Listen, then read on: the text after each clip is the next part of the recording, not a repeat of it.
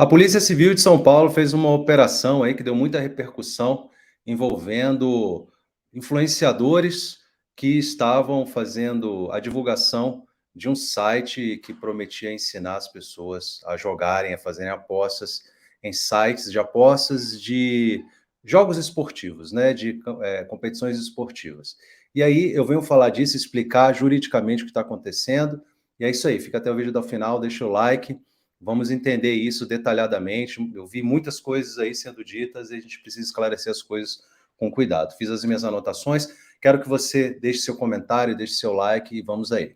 Pessoal, primeiro o seguinte, esse site, ele promete ensinar as pessoas, né, a fazer melhores apostas em loterias esportivas. E aí eu dei uma olhada no site, dei uma olhada nas notícias, né, dei uma olhada em tudo que envolve essa situação e venho aqui trazer análise meramente jurídica, não vou opinar em nada, tá? Só vou dar a opinião com base nas informações que estão na internet. Também não tenho acesso às investigações, então existem coisas que realmente seriam especulações se eu falasse aqui. Bom, como eu disse, o site então promete ensinar as pessoas a fazer melhores, a fazerem melhores apostas em loterias online, em loterias esportivas. A primeira coisa que me chama a atenção quando eu olhei o site é que o responsável lá, a pessoa que está à frente, né, o rapaz que está à frente do site, ele diz que ensina as pessoas a se tornarem investidoras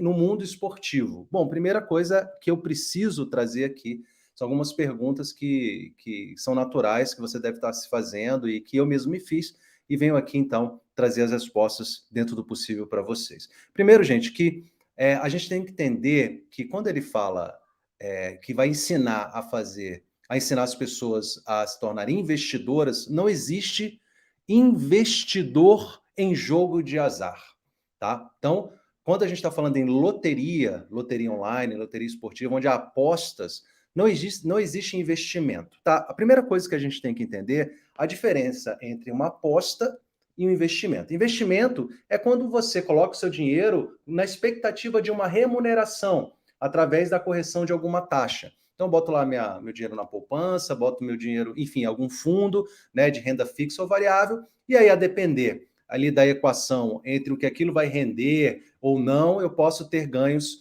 financeiros ou não em relação àquele investimento. Investimento é isso, você coloca um dinheiro em alguma coisa que pode lhe trazer a remuneração, pode, né, porque é sempre uma possibilidade, pode trazer a remuneração do seu dinheiro. A não ser que seja renda fixa, né, que você sabe que obrigatoriamente aquilo vai render 0 ponto alguma coisa, mas às vezes não é nem vantajoso por conta da inflação, então tudo isso tem que ser calculado. Enfim, você entendeu. Já aposta, não. Aposta é você colocar o seu dinheiro, em geral, o seu dinheiro, esperando um sorteio ou um evento que dependa quase que exclusivamente da sorte, e esse sorteio ou esse evento pode ser um jogo esportivo, pode ser uma corrida de cavalos, pode ser um jogo de dados, enfim, pode ser qualquer coisa que pode ou não lhe trazer um prêmio que pode ser caracterizado aí como uma recompensa financeira. Então tem um prêmio, tem a sorte quase que exclusivamente, é claro que existem situações que você não vai depender exclusivamente da sorte, mas a sorte é sempre preponderante, e você tem a aposta, não é investimento. Então, o que existe eu posso ser treinado, eu posso ser ensinado a fazer melhores apostas, isso não me torna um investidor, porque investimento é alguma coisa totalmente diferente, beleza?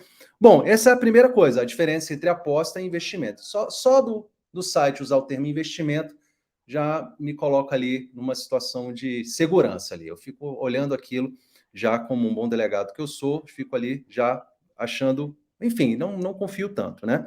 Bom, dizer o seguinte, pessoal, a lei de contravenções penais, lá no artigo 50, a lei de contravenções penais, ela é categórica em dizer que apostas esportivas é jogo de azar. Não tem discussão. A lei diz, você pode entrar no conceito que você for, a lei, artigo 150 da Lei de Contravenções Penais, coloquem no Google aí, ela é categórica em dizer, ela conceitua o que é jogo de azar, e ela diz expressamente que apostas esportivas, loterias esportivas, elas são configuradas como jogo de azar.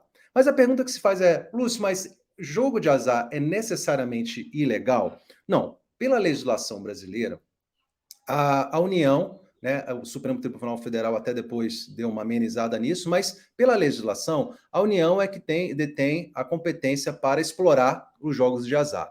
Faz isso através do Ministério da Economia, da Fazenda, seja lá o nome que se dá no momento, pela Caixa Econômica Federal, que é uma empresa pública federal, que ela então vai intermediar isso. Então você não consegue, você não pode fazer um bingo da sua igreja, teoricamente, que é um bingo, é um jogo de azar. Você não pode fazer um bingo na sua igreja sem autorização da Caixa Econômica Federal. Teoricamente, é claro que nos bingos, essas coisas aí que acontecem nas igrejas, enfim, na quermesse e tal, isso aí acaba entrando no conceito de princípio da insignificância. Mas, teoricamente, não se poderia fazer. Por quê? Porque é contravenção penal. A exploração, não jogar, tá? Jogar não é infração penal. Mas a exploração do jogo de azar seria contravenção penal se não for autorizada na forma da lei, na forma da legislação. Só que em 2018, foi promulgada uma lei, a Lei 13.756 de 2018, que criou a possibilidade, presta atenção, criou a possibilidade de comercialização da loteria esportiva, por exemplo, porque isso vai gerar fundos, isso vai, inclusive, financiar a segurança pública, o esporte, a saúde, a educação, etc. Então é interesse do Estado, sim, isso é um fenômeno mundial, não tem como fugir disso. Mas o que acontece é que essa lei, ela determinou que o Ministério da Economia ou da Fazenda deveria regulamentar, colocar as regras em 2 anos, prorrogáveis por mais 2 anos. Isso não aconteceu ainda. E aí você vai me falar, Lúcio, mas calma aí. Existem vários sites de apostas esportivas, sim, mas todos eles com sede fora do Brasil. Então, quando você aposta lá nesses sites famosos, faz um bet aí e tal. Isso, se você pesquisar, entra aí, é possível você pesquisar onde aquele site está hospedado, você vai ver que ele está hospedado nos Estados Unidos, nas Filipinas, na Grã-Bretanha, enfim, em Malta, sei lá onde. Opa, meu caderno quase caiu aqui. Então, a verdade é que eles dão meio que um drible na legislação, porque aqui ainda está naquele limbo, existe a lei, mas ela não está regulamentada, então os sites estão lá fora. E você vê a grande mídia aí, né? As grandes empresas de comunicação fazendo divulgação, né? A gente vê nos jogos, inclusive durante os jogos aí a gente vê divulgação com grandes jogadores famosos e tal. Enfim, então está naquele limbo ali que não leva à ilegalidade, porque existe uma lei, mas essa lei ainda não está regulamentada. Como o site está fora do Brasil, o sujeito não está praticando o fato aqui no Brasil, não está explorando isso no Brasil, então entra naquele limbo ali que é uma discussão jurídica em relação a isso. Muito ruim para o Brasil, porque se já tivesse regulamentado, você poderia colocar um site no Brasil, pagar todos os impostos, né? Pagar tudo que, enfim, e distribuir essa renda para a lei, inclusive essa lei, ela diz a porcentagem que vai para a segurança pública, que vai para o Ministério do Esporte, etc. Ele detalha tudo isso muito bem, né? O que tem que pagar de imposto de renda e tal. Então, isso seria muito bom para o país se fosse logo regulamentado. Não está. E aí gera esse problema. Então, esses sites, eles são hospedados fora do Brasil, e aí a pessoa joga lá, tudo bem, está nesse limbo. Bom, o que faz, algumas empresas fazem no Brasil, né? Inclusive empresas sediadas no Brasil. O que elas fazem?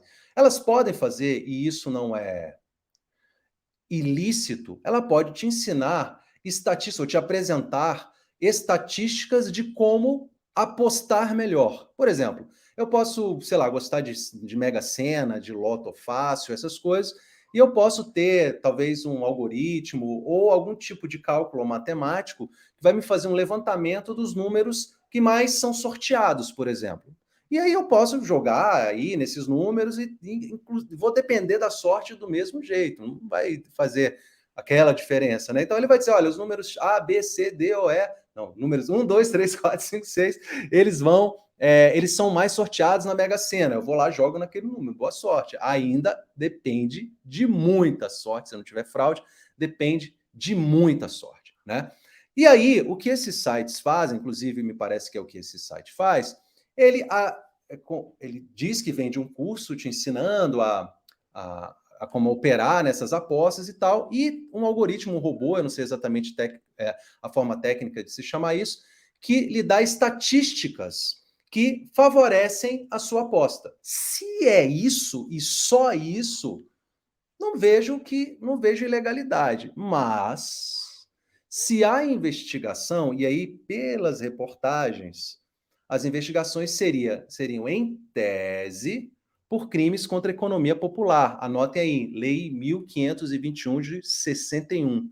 E aí, o único crime lá da Lei 1521 de 61 que eu posso pensar assim é lá do artigo 2º nono, que é o crime que popularmente é conhecido como pirâmide, que eu até vou ler para vocês aqui.